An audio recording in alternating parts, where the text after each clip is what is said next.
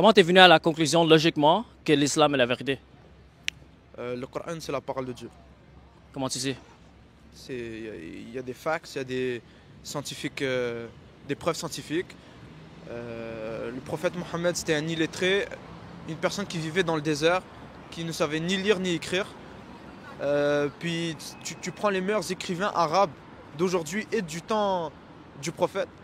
Ils approuvent que le Coran est d'un langage, d'une phonétique, d'une parole divin. Genre, ils ne peuvent pas expliquer comment un homme illettré qui ne savait ni lire ni écrire, et il y a des preuves qui ne savait ni lire ni écrire, que un homme comme ça puisse écrire un livre de la sorte, juste comme ça, du jour au lendemain. Alors, tu crois que le Coran est la parole de Dieu, premièrement parce qu'il y a des preuves scientifiques, et deuxièmement parce que la littérature arabe est tellement magnifique, et c'est comme un miracle parce que Mohamed il pouvait pas lire ni écrire, c'est ça? Il y a des miracles dans le Coran aussi. Okay. Alors, est-ce que tu peux me donner des exemples des preuves scientifiques? Ah, ça, tu vois, c'est les trucs qui pourraient prendre du temps. Là. Faudrait que Est-ce que tu as un seul? Ouais, j'ai un seul, mais c'est un peu... Tu vois, la discussion, elle va juste durer trop longtemps. Non, tu n'as pas besoin d'aller à travers tous les miracles. Juste un seul.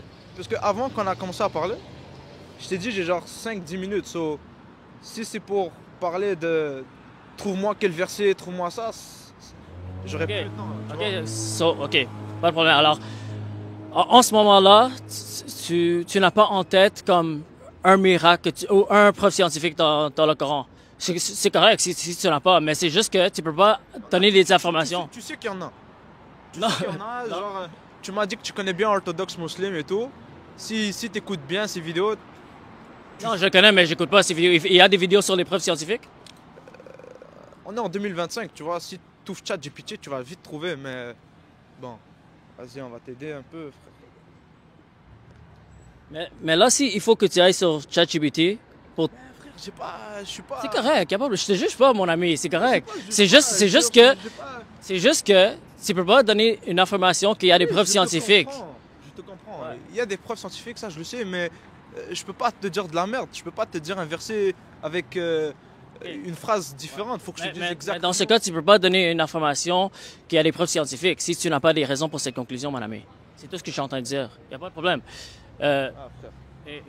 Et l'autre chose, tu as dit que le langage est tellement magnifique selon les Arabes qui étudient la littérature arabe.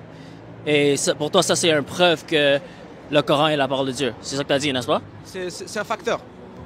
Il y a plusieurs choses qui définissent que le Coran, c'est la parole d'Allah.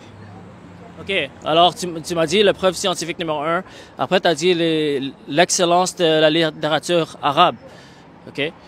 Mais pour vérifier, numéro 1, si la littérature est tellement excellente, numéro 1, tu dois avoir un standard avec un truc que tu compares. Parce que si tu dis que cette littérature elle est tellement magnifique, ça, c'est une affirmation très subjective. Parce que n'importe... C'est pas moi qui le dis, frère.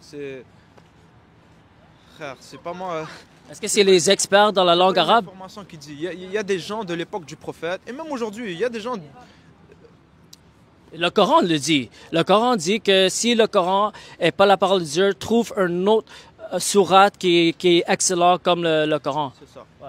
Mais le problème avec ça, c'est que n'importe quel artiste peut donner la même information. Comme l'auteur de Harry Potter peut dire, si ce Harry Potter ne vient pas de Dieu, montre-moi un autre livre qui est exactement comme Harry Potter. C'est très subjectif, alors c'est pas convaincant. C'est pas subjectif.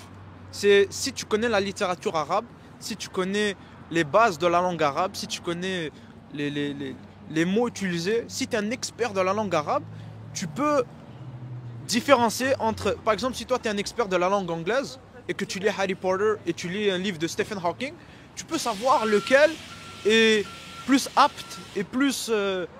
cohérent pour ton cerveau et tu vois ce que je veux dire?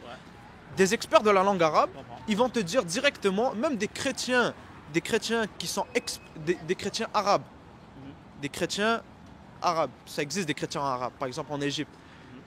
des experts de la langue arabe, ils vont dire que le Coran est écrit d'une manière que tu ne peux pas réécrire de la sorte. Mais la raison pour laquelle cet argument n'est pas convaincant, numéro un, c'est qu'il y a seulement 4% des habitants sur la Terre qui parlent arabe.